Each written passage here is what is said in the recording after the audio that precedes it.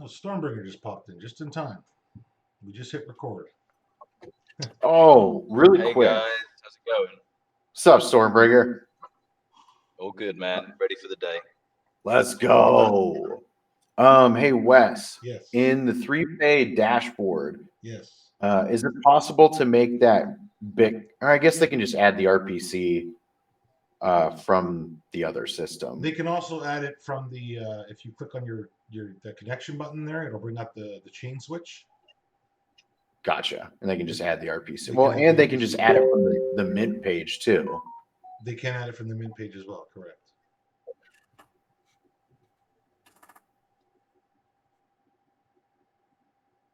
Yeah.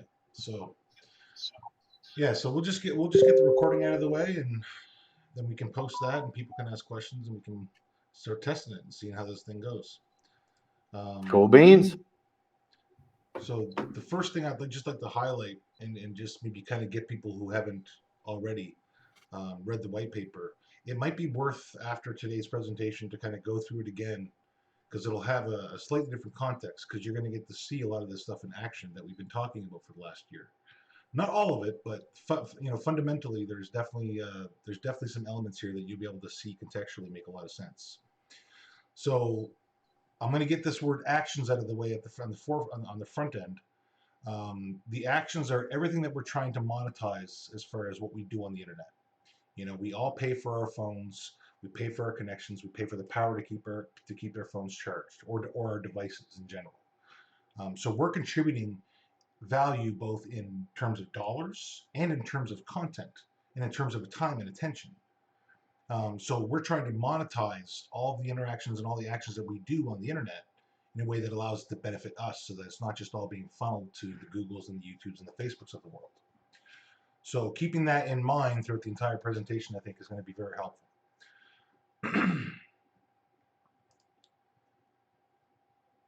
In the white paper, I talk a lot about value and much of what we just talked about as far as the social media and how much they make versus how much we give them. Um, Basically, what we're saying is that money is easy. It can be printed out of thin air. We see that with what's going on with the Fed right now. Real value is backed by people. It's backed by GDP, by people putting in the work, completing tasks to create a better output. So with that said, let's get right into the meat of it. We'll start talking about the IVN and all the smart contracts that we're doing. And I'll just give a brief overview of some of the smart contracts that we're working on. Obviously, we're working on the token and we're working on the IVN like we're talking about today. So today's presentation is mostly around just the token and the IVN. We've got other contracts that are also a part of this system, which will make sense as we talk more about this stuff as well. So I'm not sure how many people here or how many people in the community have watched some of the other presentations we've done on the merge and what our plans were, but our plans have certainly changed over time as the market has kind of evolved and shifted around as well. We were initially going to pair with BUSD, and that's since been kiboshed because of the whole Paxos SEC thing. And we're going to be paired with BNB. So there is going to be the volatility that we deal with as far as BNB is concerned. And just to kind of highlight that, since I took over, the price of this token has basically gone down. The amount that it's gone down is 70% related to BNB, to being paired with BNB. So that's where a large part of the movement has come from. It's just by being paired to a volatile token. So we made some changes with how we're going to be pairing it, and then we also simplified the actual token itself and took all of the complication as far as the protections and the mechanisms that we were using to really protect holders and their value, and shifted that to a completely different contract, which we call the IVN. That's going to protect and secure everybody's value. The token is it's very simple. There's very little that can go wrong with it. So it takes the complication out of the token and puts it into the how we reward and how we distribute, which is effectively what we're going to be talking about today. So when we talk about NFTs, and maybe Nomad can chime in on some of this stuff as well. But NFTs they have a lot of problems. One of them being like it's basically a full gamble. you put $100 into the system, you may or may not be able to recover any of that back. And that puts a huge burden on everything to kind of be able to move things around and for people to be able to make any kind of decent amount of profit off of it or profit at all. So there's always the risk of going to zero and losing everything. And this is one of the problems that we've really tried to address with both the token and with what we want to do with NFTs.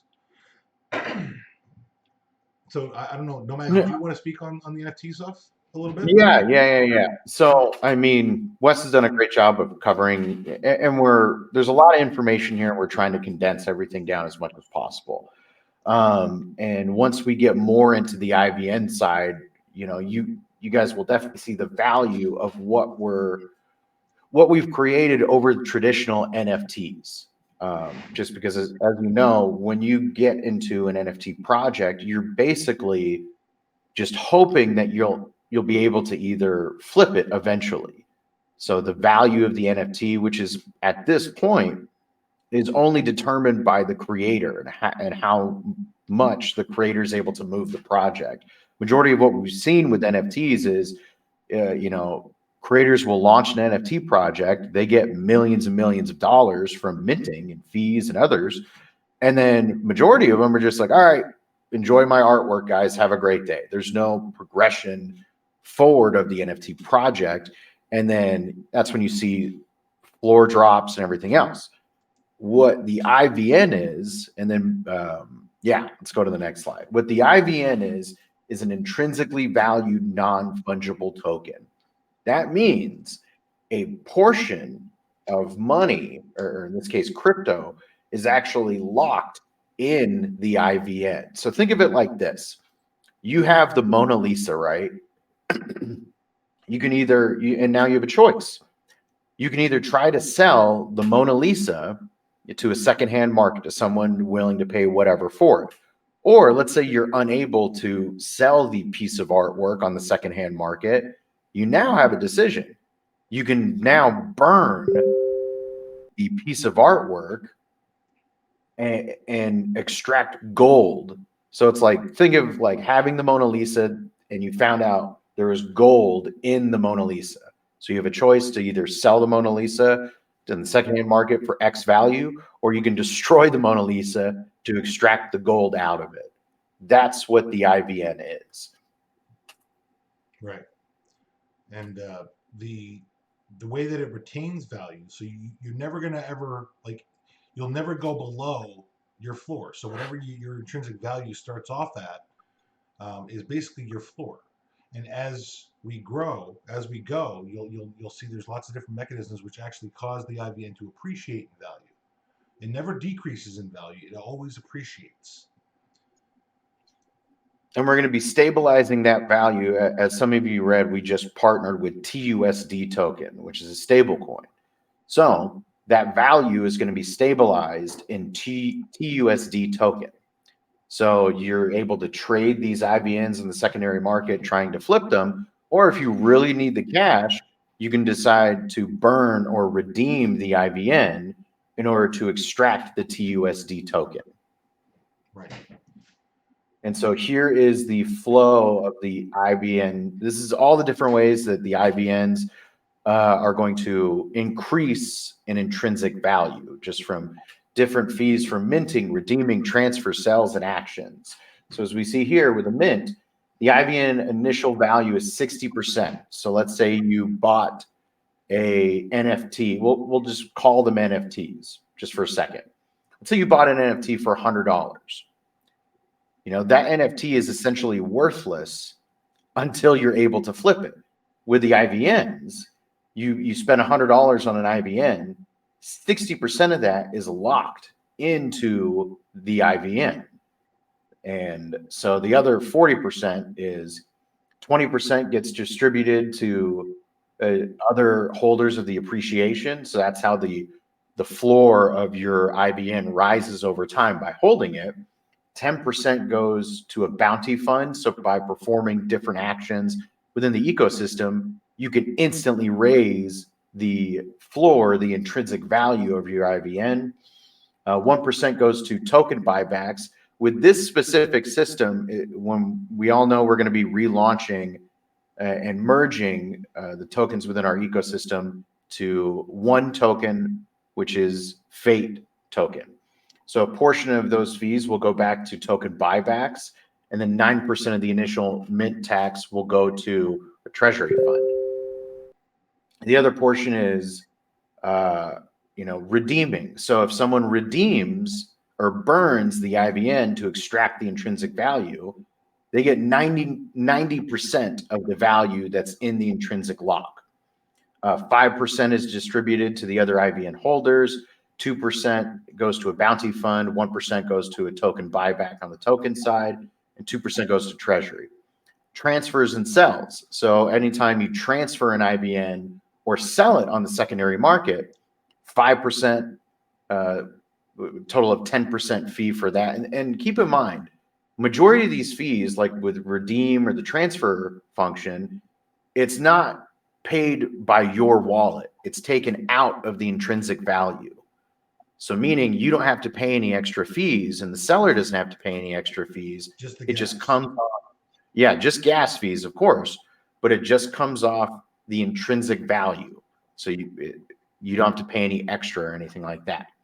So back to the transfer and sell distribution. The transfer and sell, 5% goes to distribution to all other IBN holders, 2% bounty fee, 1% token buybacks on the token side, 2% treasury. And the actions here is what's actually really cool. So I'll just go through the breakdown. So 60% of the action fee or payment goes to the other IBN distribution, 20% bounty fund, 5% token buyback, and 15% goes to treasury. So the actions are really cool in itself. We've got a couple of example actions which we'll get the demo. Oh, perfect. Awesome. So people will be able to try like a lucky day action and posting a message action, and they'll get to see how that works. Okay, so we'll get to the actions later. All right, let's move on to the next slide. So here's an easier concept of the flow of operations. And this just pertains to our IBN and our token. We are hoping, or we're not hoping, we are going to be developing some form of IBN marketplace. So people will be able to launch their own IBNs with their own artwork and things like that. But this is just pertaining to our IBN system. So now you have a choice. When the new F.A.T E token launches, you can get a bag of F.A.T E tokens. It comes with no rewards, but you know that the token itself will be stabilized and slightly pumped by all the actions within the ecosystem. Or if you want to just get a F.A.T E Shield IBN, over time that intrinsic value is locked. It can never go down because it's backed by TUSD, and it will over time slowly increase in value.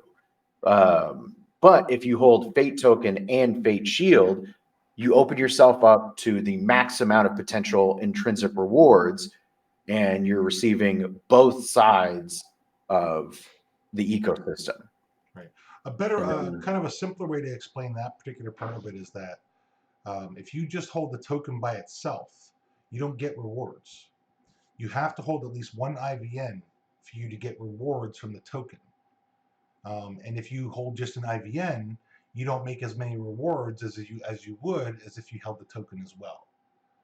So you can either, kind of protect all of your value and shield it as it's called, or you can, put part of it in tokens and part of it in shield, or you can have it all in tokens. It's completely up to you how you merge. Perfect. And as you can see, all your IBNs and tokens will be able to be managed directly through the 3Pay application, the dashboard, as well as the actions. Right, and this is just kind of the flow of what we were talking about, right? So that the token, any fees that are out there from the token side, they get sent to the IBN for distribution. Any fees that are collected on the IBN side, they get used for buybacks on the token. So both sides get the benefit from the activity or the volume of the other. Perfect. And this is kind of how the value appreciation works. Do you want to run it through, or do you want me to?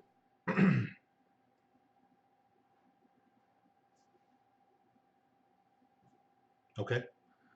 So the way that the value I was on appreciates. mute. I'm so sorry. Oh, I was thinking I didn't know it was on mute. it's okay. My voice is a Okay. little raspy, guys, so I'm leaning on Nomad a little bit to do some talking. Perfect. Okay.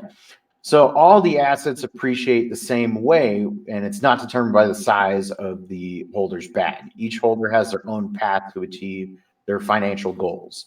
But the way that this is a little different is, and you might be able to help me out with this, Wes. Mhm. So if I have a dollar IVN, that can only appreciate to a max amount of what was it, Wes? $1.20. $1. So again, it does determine if I have a larger amount of an IVN, it allows me to appreciate more than if someone were to just to buy a dollar IVN. So there is that factor. But we'll go into all the different products and services that are going to be supporting the ecosystem. So a portion of treasury funds, actions, tokens, partners and vendors, products and services, a portion of all those fees go back into either the token or the IVN. So everyone's going to be receiving value from all the different products and services. So just by holding an IVN, you're, excuse me, you're going to be receiving some of that value. And a portion of taxes, as you can see, goes to liquidity, operations, bounty funds, and is distributed to all IVN holders. Wes, do you want to just touch on the appreciation rate of the cap? Yeah. So everybody starts off with everybody ends up with start going through the kind of the same process at different times, but you you have to move up in levels. So basically, everybody would start off at a base appreciation rate, and then the more that the longer you hold that IVN for, and the more actions you complete on it. You can think of it like watering a plant or maintaining your house by giving it a paint job. Or even as much, you could even think of it as like plopping money in the piggy bank. Only this time, when you plop money in the piggy bank, let's say you put $1 in the piggy bank, it actually takes that dollar and distributes it to not only you but everybody. And I mean, that might not sound productive, but it is, because if we coordinate and have everybody kind of contributing to each other, it balances things out and creates a really even and fair playing field so that everybody has a path forward, but that we can all, we don't have to all win at the exact same time, which makes it possible. So when you first mint an IVN, let's say you have like I've got this example here where the appreciation rate is 5%. So say the appreciation rate is 5% for all IVNs. That's the base. And I'm a level 1 IVN. I can only get 0.83% of that 5% as level 1. The only way I can get the full 5% of appreciation whenever the distribution happens is if I hold and conduct enough actions to get to level 5. Now, we're still working on the actual, like the fine tuning of these numbers. And like largely this is all completely functional, what we're showing you. Even these levels is functional.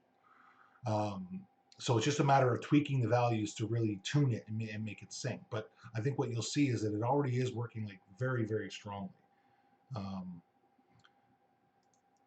And then basically we're going to integrate it into the 3Pay dashboard so that you can track your F.A.T E tokens or your F.A.T E Shield IVNs or your karma, because karma is still very much involved, especially when you're dealing with these actions, right?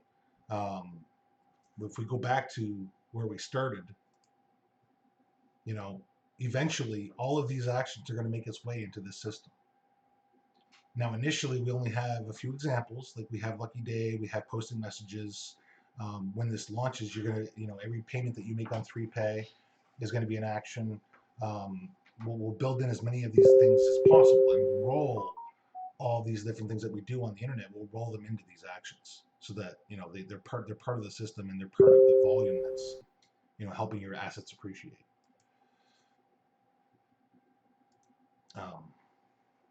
So let's just look at this page here for a minute. Is there So anything this I'm missing, Nomad, that you want to describe? UI. Pardon me? Sorry, I was just going to say, so this is what the UI is going to look like for the next update of ThruPay. And so it's going to have all the separate functions rolled into one UI. Right. And you'll be able to redeem your rewards or your value, your intrinsic value, directly to a prepaid credit card. And you can have that happen automatically, or you can do it manually. You do have to have a level 4 IVN in order for it to be automatic. But if you do make it to level 4, from that point forward, you can literally have your IVN just kind of auto topping up your 1 or 2 or 3 or however many cards you decide you want to have on the prepaid side. And also the interesting thing with the prepaids is that they're optional as far as whether or not you want to attach your billing information to it. In some cases, you may want to attach your billing information to one of these cards because you want to pay a mortgage or you want to pay an actual bill. In those cases, you can absolutely attach your actual billing information to the card so that when you pay that bill, it works. Or you can keep the card anonymous and just use a phone number so that you can add it to your Apple or Google Pay. There's lots of different ways that we can integrate these two things together. So that being said, this is just a quick rundown. I'm just going to check the database to see who all we have in, how many people we have registered. And let's give it 1 second here. Okay, well, we got 6 people so far. So we'll just talk about the kind of a loose timeline. I don't like to give dates, but this is the merge checklist. So if you want to know when can this merge happen, this is what we have to go through in order to get there. Basically, we're looking at needing to move around 400 plus BNB in liquidity. I'm going to take extra steps to make sure that everything goes as smoothly as possible. So that starts off with this beta test that we're doing today and getting the contracts audited. Phase 2 is a much smaller project where we have about 10 BNB to work with. It's one that I started before I took over this project and one that I promised I would relaunch. So I'm going to fulfill that promise and get this relaunched under the new IBN structure, which would be a perfect platform to test this on the Binance network and to get it properly working. Everybody in that group already knows that that's mostly an experimental group anyway, so it makes perfect sense to be the prototype before we actually go live and move around 400 BNB. I'd rather mess up with 10 BNB or have something go wrong with 10 BNB than have it go wrong with the current tokens that we have. So it's just being prudent and trying to make sure that we do it correctly. So on that note, I think that's pretty much the gist of it. We'll open the floor up to questions, comments, or suggestions, and we'll get the airdrop started, and so that everybody can go actually check this out and use it. Do you want to cut the recording for the question side of it? Yes, I'm going to cut. No, actually, let's keep the recording going for the questions too. All right. Yeah. Does anyone have any questions, comments, concerns, or sarcastic remarks? I guess that just means we'll jump into it. No questions at all? I think they just want to see it, and then they'll probably have more questions later. Okay. Well, before we do the airdrop, let's just do this. I'm going to pull it up on my page here on the screen, just so that we can kind of familiarize everybody with how it's set up and how it works. Because this is kind of a raw format right now. This is just a proof of concept. The token you're going to be dealing with is called Fuzz64. So it's just a test token. It's a prototype for the F.A.T.E token. Fuzzing is a term that's used in the testing world. So we have our chart that you can see where you can see the buys and sells happening based on the activity that's I think you happening. need to. I think you're on the wrong screen. Yeah. You can't see. Interesting. Hang on. I see. It's because I'm doing this through OBS. Let me add an application here. Where are we at? Browser. No, that's not what I want. Oops, I got rid of the main one. Wonderful. Here, I'm going to just stop this recording actually.